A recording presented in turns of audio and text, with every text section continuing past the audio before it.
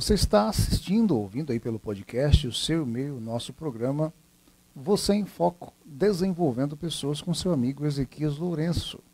Pois é, seu amigo aí de todas as quintas-feiras, com um programa com base na obra de Antoine de Saint-Exupéry, a obra O Pequeno Príncipe, uma das obras mais traduzidas no mundo, perdendo para a Bíblia, as Escrituras Sagradas, perdendo para a obra de John Bunyan, que é um clássico também, tá? O Peregrino, e depois vindo ela em terceiro lugar. Traduzido aí para mais de 100 línguas, e hoje nós vamos tirar algumas abstrações, falar um pouco da carreira, da vida deste homem, né? Que ele até morre num acidente de avião, né? E ele era piloto. Mas primeiro nós vamos fazer uma leitura das Sagradas Escrituras, tá bom? Você pode compartilhar com seu amigo, com seu vizinho, alguém que quer uma reflexão, que gosta de refletir, de compartilhar, de aprender. Isso é muito bom. Precisamos ter bons papos para as horas de reunião, as horas de entretenimento, muito embora numa vida tão corrida que nós temos, né? Mas precisamos desse bom papo, e eu acho que esse bom papo de hoje vai ajudar bastante a mim, a você, a nós, para que possamos aprender e também passar um pouco do conhecimento, né? Isso é muito bom. Vamos aí o escritor Mateus, né? O Evangelho segundo escreve Mateus, o alfandegário, o cobrador de impostos, o judeu que trabalhava para o Império Romano, né? Não era muito bem visto aí pelos seus compatriotas, né? Ele escreve o Evangelho, né, de Jesus Cristo, sobre a vida do mestre Yoshua, e esse Evangelho leva o seu nome no início, né? O nome dele original era Levi, né? Capítulo 8, vamos ler aí os 6 primeiros versículos. O maior no reino dos céus. Naquela mesma hora chegaram os discípulos ao pé de Jesus, ou Yoshua, dizendo: quem é o maior no reino dos céus? E ele, Jesus, chamando uma criança, a pôs no meio deles. E disse: em verdade vos digo que, se não vos converterdes e não vos fizerdes como crianças, de modo algum entrareis no reino dos céus. Que coisa, hein? Portanto, aquele que se tornar humilde, como esta criança, esse é o maior no reino dos céus. E qualquer que receber em meu nome uma criança tal como esta, a mim me recebe. Olha que coisa interessante.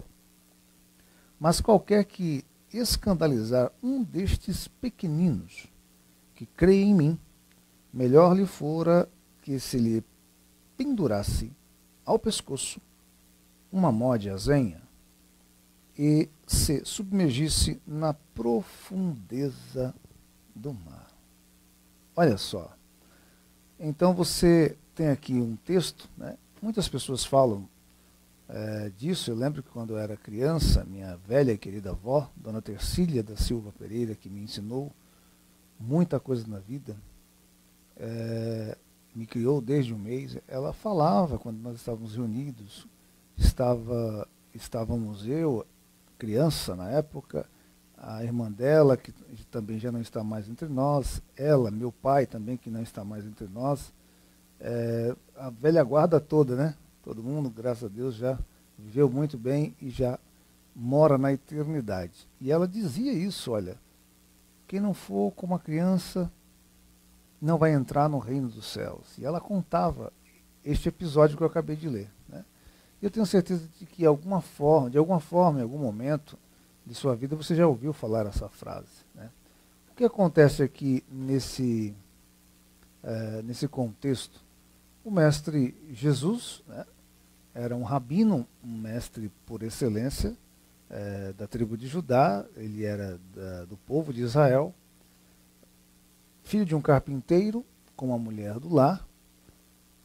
Ele passa a ensinar nas sinagogas, embora até muito tempo, né, por muito tempo, por cerca de 29, 30 anos, ele, desde a sua infância, vamos dizer assim, desde a sua adolescência, não tanto com esse tempo que eu falei aqui, mas digamos aí por 20 anos ou pouco menos, ele conciliava o seu trabalho de carpintaria, ou o pedreiro nosso, né, para aquela época, com a arte de ensinar, né? Mesmo já jovenzinho, com 12 anos, ele ensinava no templo, estava ensinando os doutores, olha que coisa, fazendo perguntas que os doutores não conseguiam responder, e ele assim os conduzia ao entendimento, e assim facilitava o caminho de uma resposta.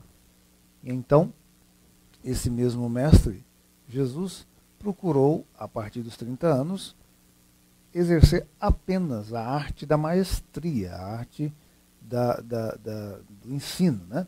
Como diz aí o espanhol, l'arte de la enseñanza, né? Ou em inglês, the art of teaching, a arte de ensinar. Naquela época, respirava-se conhecimento, né? Ele não fazia parte de uma sociedade muito religiosa e que buscava aprimorar o conhecimento, até porque é histórico, eu já falei aqui, que a partir dos 13 anos de idade, o menino judeu, né, a criança no geral, mas principalmente o menino, ele precisa saber, precisa recitar de cor os 600, me parece que 618 preceitos da lei judaica, né, ou hebraica, e precisa conhecer muito bem a tradição, para que assim possa ser considerado, né, tendo passado por esse ritual de passagem, um cidadão já reconhecido aí na sociedade. É claro que nós estamos falando aqui do judeu raiz, né, do povo ortodoxo, que tem aí a sua, eu diria, a sua história, que honra a sua história, a sua historicidade. Então Jesus Cristo, ele fazia parte deste ambiente. Então esse ambiente propiciava, né, as pessoas valorizavam o conhecimento, as pessoas queriam sempre trabalhar a mente, debater assuntos religiosos, políticos e tudo mais. Tanto é que quando ele veio, as pessoas da época perguntavam, será que ele é um novo líder? Ele estava tendo muita influência, muita influência. Será que ele é o novo líder prometido para nos livrar do jugo, né, romano, dessa colonização ideológica e até mesmo militar, né, dos romanos? E ele acaba dissuadindo, ele acaba dizendo não, né, eu não vim para isso, né? Ele diz em outras palavras, aliás, em outros momentos, eu vim para que vocês tenham vida e vida com abundância. Então a perspectiva das pessoas estavam erradas a respeito dele. Mas ele, tendo esse espaço na sociedade, ele larga, ele deixa de mão a sua profissão, né, a sua carreira profissional, com a qual ele trazia o sustento, né, ajudava o seu pai a sustentar a casa, e ele passa a andar, ele passa a ser um itinerante, um andarilho, andando pelas ruas, né, da Galileia, da Judéia, de Cafarnaum, a cidade onde ele fez a maioria dos seus milagres, ou a maior parte deles, e ele ali seleciona, faz ali uma escolha, porque ele estava tendo visibilidade, as pessoas iam para ouvi-lo, o que ele tinha a dizer, e ele passa a escolher pessoas de diferentes ocupações. Ele escolhe Mateus, o cobrador de impostos, que escreveu depois sobre ele escolhe Marcos, né? Ele escolhe aí Pedro, ele escolhe João, escolhe Natanael, vai escolhendo aquelas pessoas, né? André, Tiago, e ele vai, enfim, fazendo ali um colégio, né? uma equipe, né? Porque ninguém trabalha sozinho, todos precisam um do outro, né? E ele até escolhe lá um tesoureiro, uma pessoa que ia cuidar das finanças. Por quê? Porque sem dinheiro, sem a moeda, nada funciona, né? E eu aqui falando quase que meu celular cai. Enfim, e até esse tesoureiro depois vai pisar na bola, vai trair, vai roubar, né? Naquela época, né? na sociedade tão moralmente asceta, né? Nesse caso, moralmente bem definida, com princípios, tinha um ladrão entre os homens que ocupavam-se em trazer uma nova filosofia de vida, de retidão, de caminho de justiça, que foi alcunhado aí como o reino de Deus, né? O reino de Deus na terra, ou seja, a ideologia e a prática e a essência espiritual nas mentes humanas, né? E a sua consecutiva reverberação, a sua consecutiva contrapartida nas práticas humanas. Então, isso que é o reino de Deus, né? E o escritor aos Romanos, né, diz que este reino não é comida, não é bebida, mas são coisas subjetivas, né? Tem a ver com aquilo que não se alcança com as mãos, né? Que o reino de Deus, então, é gozo, paz e alegria em espírito. Então, chegou um momento que esse mestre passou a discorrer sobre alguns assuntos, né? Tem hora que ele manda alguém pescar um peixe, e lá dentro do peixe tem uma moeda. Ele diz, olha, vocês devem pagar os impostos, porque vocês vivem aqui na terra, e as autoridades são constituídas. Então você faz as suas obrigações civis, né?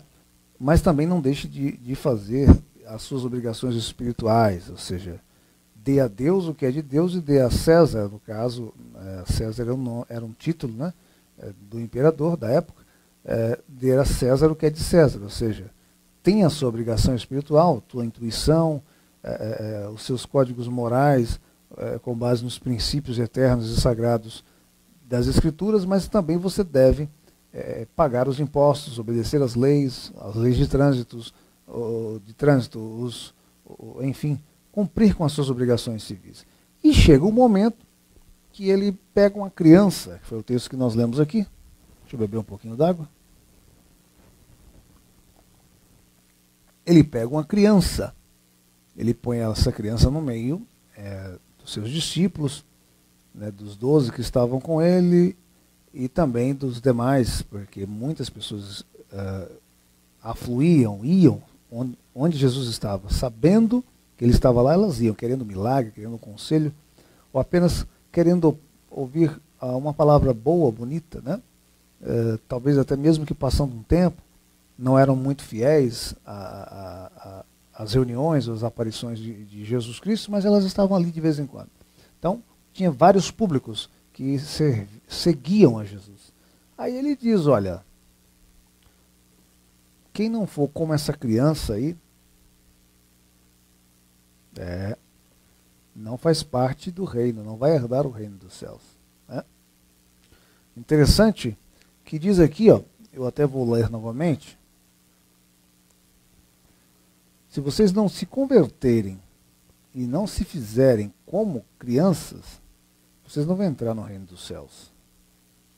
Então aquele que se tornar humilde, como esta criança, esse é o maior no reino dos céus. E qualquer que receber em meu nome uma criança como esta, vai receber a mim. Olha que interessante. Ele usa a palavra humilde aqui. A palavra humilde no original quer dizer aquilo que é de barro e é molhado, é moldável. Aquilo que não foge à essência. Aquilo que é tratável. Então, a humildade tem a ver com a nossa própria essência. A nós negarmos toda altivez, negarmos toda e qualquer arrogância, aparência, mesquinhez, e apenas nos portarmos em essência como criança, reconhecendo a nossa estrutura, reconhecendo a nossa origem, reconhecendo a nossa condição humana, e apenas sermos o que somos. Falhos, dependentes, codependentes. Né? Nós dependemos de um Criador e somos codependentes uns dos outros, porque o ser humano não se pensa ser humano senão viver em sociedade. E viver em sociedade é tratar com o outro, é tratar com alguém que é oposto, muitas das vezes, que pensa diferente, que age diferente, que tem costumes diferentes, que tem modos diferentes, que tem crenças diferentes, que tem até princípios diferentes. Mas você não deixar de amá-lo, porque ele é o seu próximo e ele também é ser humano como você, como eu sou ser humano. Então ele disse, olha, para que você seja recebido no reino dos céus, você tem que ser humilde, tem que ser como uma criança. E eu digo mais, se você receber esta criança, você está me recebendo. E se receber qualquer um que se porte como uma criança, você também me receberá. A grande questão aqui é como que uma criança, o que é ser uma criança? Como que uma criança vê, intui, percebe as coisas? Como que uma criança reage? Como que uma criança trata? Como que uma criança percebe ou é passiva a certas situações da vida? É mais ou menos isso que a gente quer tratar aqui, com base aí nesta obra de Antoine de Saint-Exupéry, o aviador, O Pequeno Príncipe. Exatamente sobre isso que queremos falar. Como uma criança. Vamos crescendo, né? E nós vamos sofrendo esse processo de metanoia, uma metanoia retrógrada, ou seja, ao invés de nós evoluirmos, que é a nossa meta, né? Nós acabamos por nos deixar presos ou se prender por certas armadilhas. Armadilhas da convivência de pessoas que têm segundas intenções, que têm a maldade no coração, de sorte que o ser humano acaba sendo moldado, muitas das vezes, pelo meio em que ele vive, e contribuindo menos do que deveria para mudar a sociedade, para influenciar o próximo. Nós somos muito mais influenciáveis pelo mal, pelo erro, pela armatia, né, pelo pecado, do que influenciamos pela e para a justiça. Bom, vamos começar a falar aqui um pouquinho sobre o autor, né? Vou pedir para o nosso técnico colocar aí a imagem, você está vendo aí este homem, Antoine de Saint-Exupéry, aviador, escritor, também ilustrador, eu não coloquei aí, tá? Ele nasceu em Lyon, na França, no mês 6, junho de 1900, e ele morre no mês 7, julho, em 1944, no mar Mediterrâneo. Justamente quando ele estava fazendo a viagem, na Segunda Guerra, ele tornou-se um piloto francês, né, dos aliados. Ele foi abatido por um alemão que depois confessa, arrependido após a guerra, né? Somente depois que soube do fenômeno que ele era, né, como pessoa e como escritor, né? Mas eles estavam em guerra. Ele foi abatido, nunca mais foi visto. E depois, um pescador, em 1998, naquela região ali, pescando, ele encontra uma pulseira prateada com o nome dele, o nome dos filhos, né, da esposa. E depois foi até para museu e tudo mais. Os restos do avião também estão no museu. E o corpo dele não foi achado. Foi enterrado um corpo que estava desfigurado, enfim, depois descobriu-se que era dele e ele recebeu uma honraria póstuma aí do exército. Mas ele foi um homem que de família nobre, filho de nobres, de conde, né? Família que tinha uma estirpe, tinha uma tradição, né? Tinha status, mas já não tinha mais dinheiro, né? Porque desde a Idade Média, com o advento aí da Renascença, os nobres passaram a ter só ou apenas o título de nobreza, e muitos perderam suas terras e tudo mais. E claro que indiretamente, a longo termo, a família dele também sofre isso, né? Porque uma vez nobre, vai ter descendentes nobres. Tanto é que nós temos aqui no Brasil o Luiz Felipe, né, de Bragança, que ele é príncipe, herdeiro do trono do Brasil, mas como mudou o nosso sistema, né, somos agora república, eles não podem mais governar, mas tem e vão ter, o filho dele vai continuar tendo esse título de príncipe, né? Então, era analogamente isso que aconteceu com Antoine de Saint-Exupéry. E ele se interessa por mecânica desde pequeno, né? Ele estudou no Notre Dame, um colégio jesuíta, e até 1914, e ele tira o brevet, que é um tipo de carteira de habilitação para os pilotos, e ele passa a fazer parte dos primórdios da aviação, né?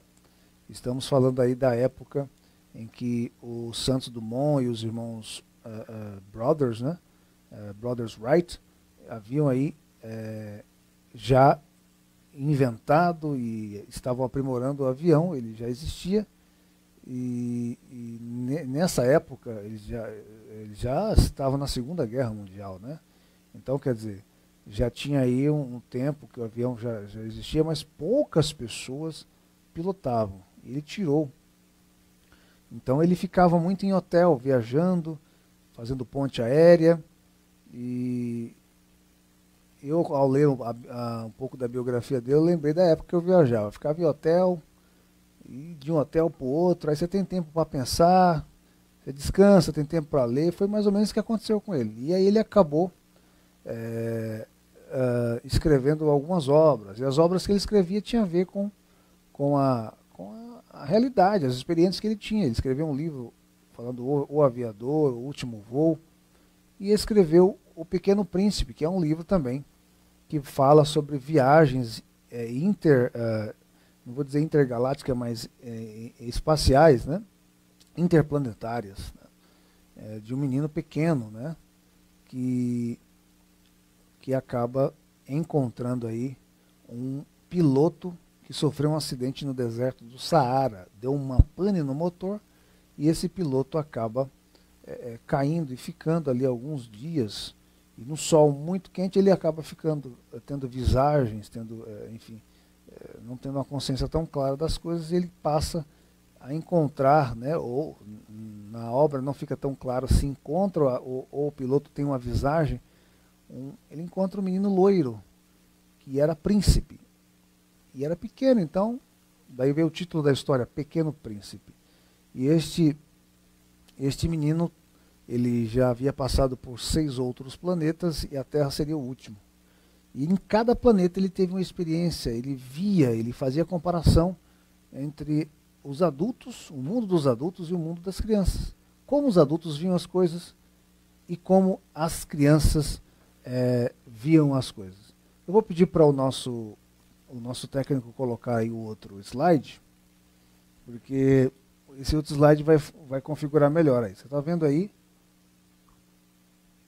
o Pequeno Príncipe, né, em meio ao espaço, rodeados, claro que a sua proporção é de distância por planetas diversos, e ele está num pequeno planeta, que era o lar dele, B612. Era um pequeno meteoro. Ele está com a sua raposa ao lado, que essa raposa ele acaba encontrando numa das viagens, e ela traz lições de sabedoria para ele. E ele morava no pequeno planeta, segundo essa história, né? B612, ele tinha uma rosa com 4 espinhos, os únicos 4 espinhos para se defender, né, segundo a história, e tinha 2 vulcões, um ativo e o outro já não mais ativo. E como era um planeta muito pequeno, né, talvez do tamanho aí, não sei a sua residência, você que me assiste aí, mas geralmente as pessoas moram em apartamento. Imagina aí o metro quadrado do seu apartamento, né, o metro quadrado da sua casa, mas de forma redonda, esférica. Ele morava num lugar muito pequeno e ele passou a querer conhecer os mundos, né? E segundo a história ele voaria aí nas penas, preso às penas de aves, né? E ele vai para vários planetas e ele vai coletando experiências. E quando ele chega no deserto do Saara, né, que ele acaba caindo na Terra, no deserto do Saara, ele encontra esse piloto que estava lá com o problema na sua aeronave, e eles começam a compartilhar experiências e visões da vida. Então, a criança começa a ensinar muitas coisas para o adulto, né?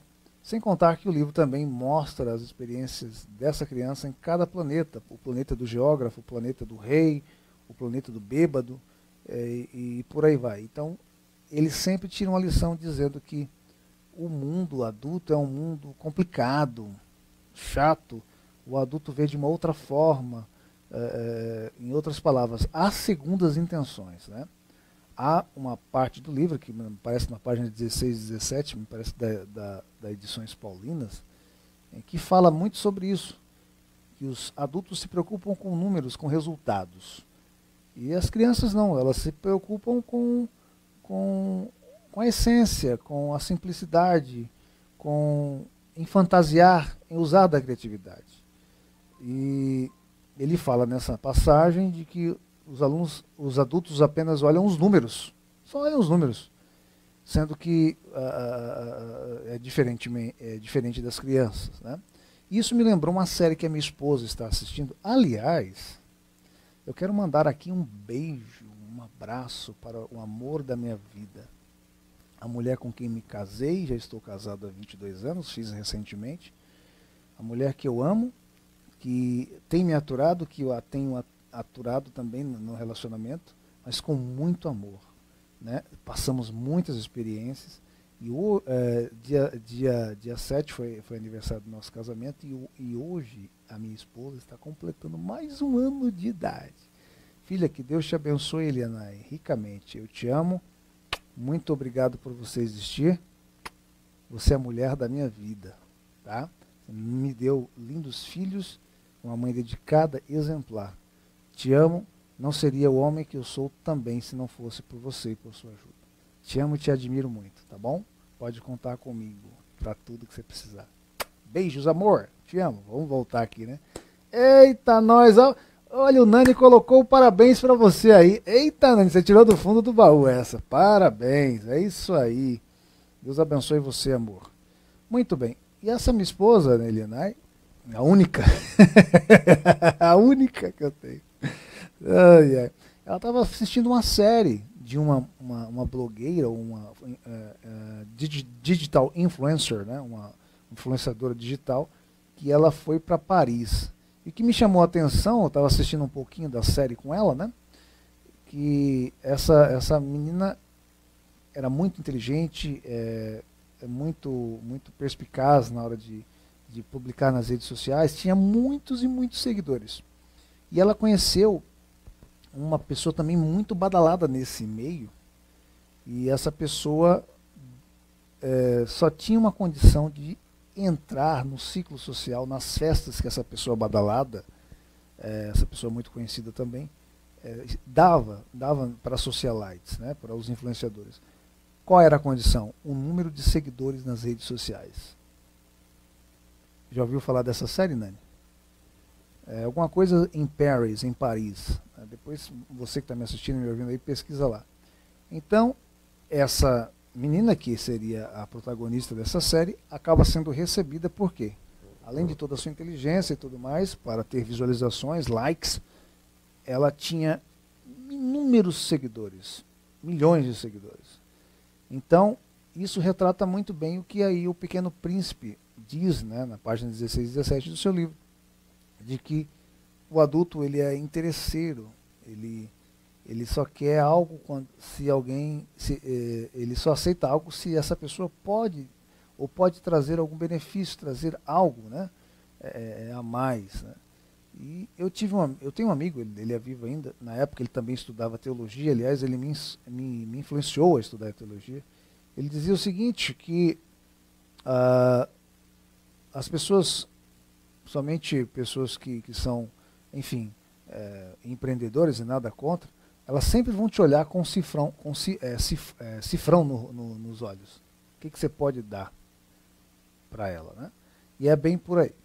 Bom, gente, eu quero mandar um abraço para Silvana Oliveira Maciel, José Antunes, Gilson Ferreira, e tem mais nomes por ali. Ali a barrinha chega a estar pequena, tem muitos nomes, tá? Depois, quando for terminar a gravação, eu vou mandar o ok, geralmente eu mando um ok curto lá, respondo algumas mensagens, que é muita gente, tá?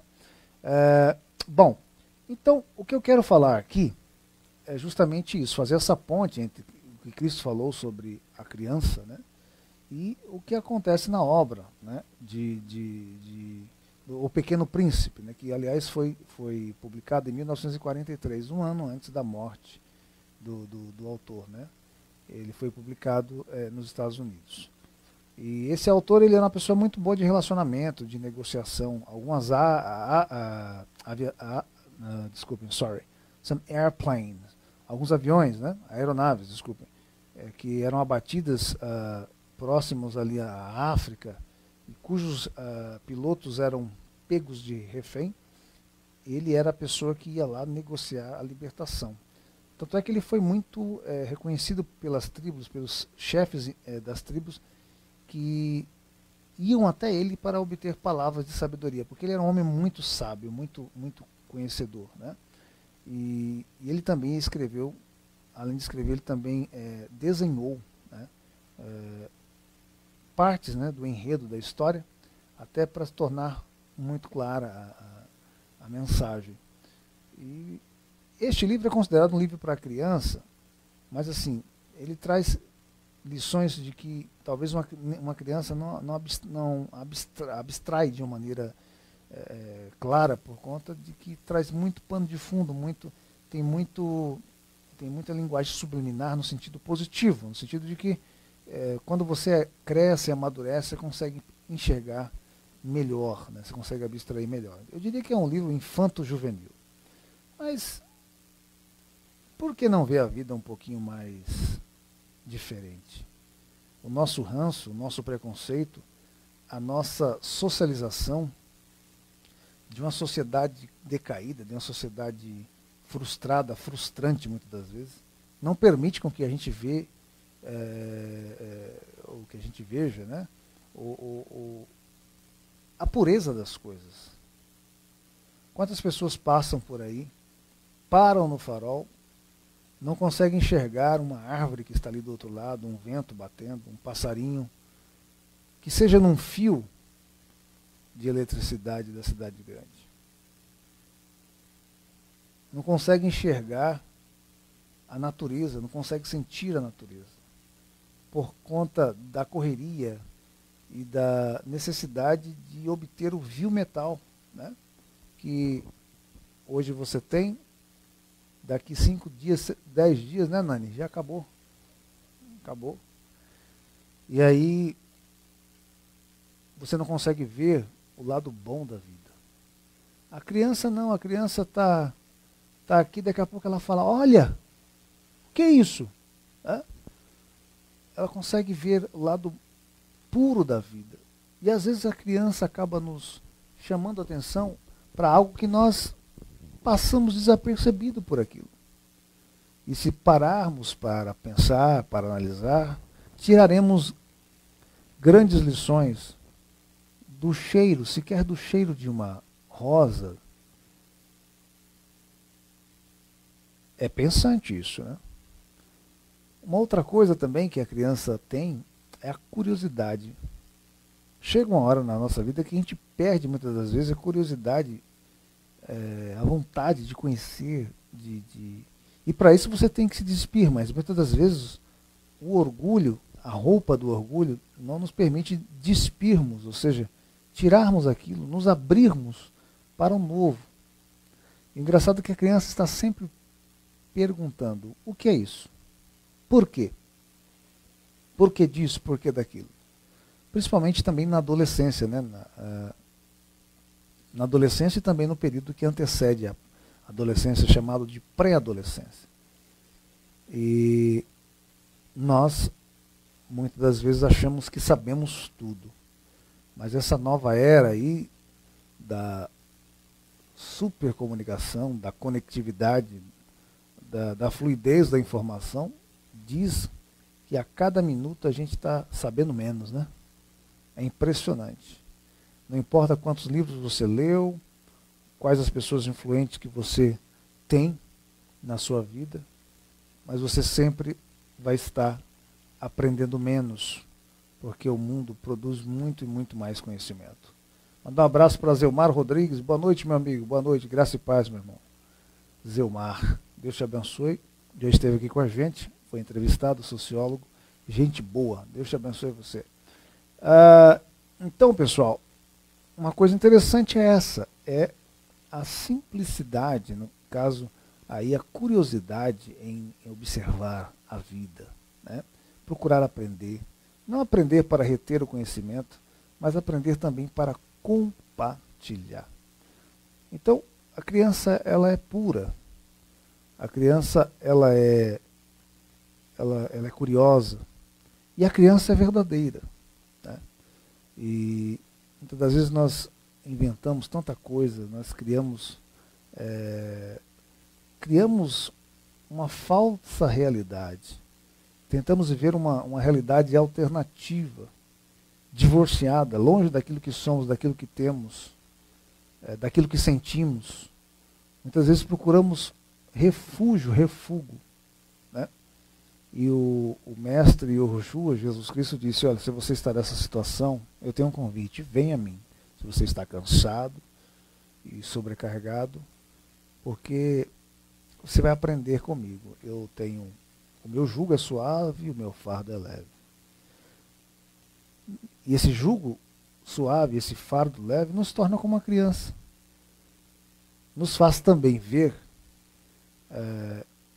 o lado belo da vida.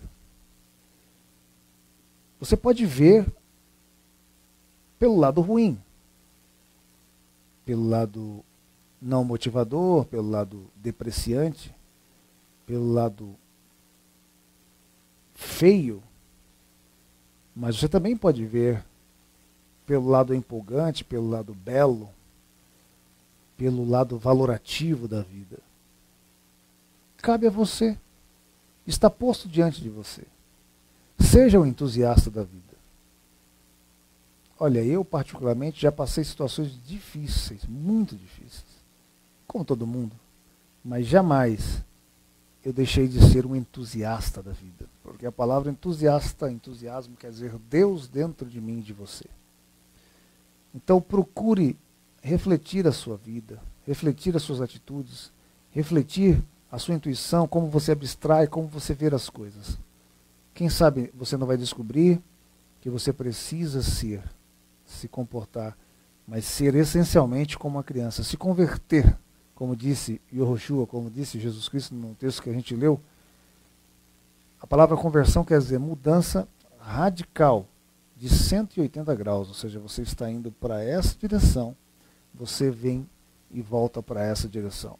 Você está indo para aquela direção, você vem e vai para essa direção. Porque você converteu, você mudou a sua mente, você mudou o seu modo de pensar. Isso vai refletir nos seus sentimentos, vai refletir na sua autoestima, vai refletir no seu bem-estar mental, espiritual e no relacionamento com as pessoas. E com certeza você vai ser uma fonte de água viva. E o Mestre Jesus disse, quem crê em mim, segundo dizem as Escrituras, o livro clássico mais vendido no mundo, do seu interior fluirão rios de água viva e uma fonte que jorra para a vida eterna. Quero ler aqui o que o Zelmar escreveu. Ó, entre o sagrado e o profano, hoje se constituem duas modalidades de ser humano no mundo. Eu vejo duas situações existenciais assumidas pelo homem e ao longo de sua história eu sempre gosto de fazer menções ao número 9 e ao número 6. E aí ele vai continuando. Ele escreveu bem longo o texto, mas você pode aí depois acessar e dar continuidade. Então, gente, é isso. Procure ser um ser humano melhor. Procure ver as coisas. Isso serve para mim também. Eu vou para casa pensando nesta reflexão, pensando mais ainda do que já pensei para trás aqui. Como eu posso me tornar uma criança? Deus te abençoe. Curve sua cabeça. Eu quero falar com o Pai por você. Pai, no nome de Jesus, Yoshua, teu filho, te agradeço por esta oportunidade tão grande e ímpar de estar aqui com os meus colegas, meus amigos, meus irmãos, os telespectadores e ouvintes do programa Você em Foco. Pessoas que estão dispostas, ouvindo aí este programa, esse bate-papo, assistindo até o final, estão dispostas a mudar o rumo de suas vidas, a mudar suas perspectivas e procurar enxergar a vida de uma outra forma, para encontrar outros significados, para encontrar, muitas das vezes, razão para a sua existência. Eu peço que o Senhor a abençoe, que encha do teu espírito, que a tua palavra possa continuar sendo viva dentro dos seus corações. Em nome de Yahushua, Jesus Cristo, nós pedimos e te agradecemos, certos da bênção e da resposta. Deus te abençoe. Próximo programa estamos ou com um convidado ou aqui pensando eu e você. Um grande abraço. Vamos em frente!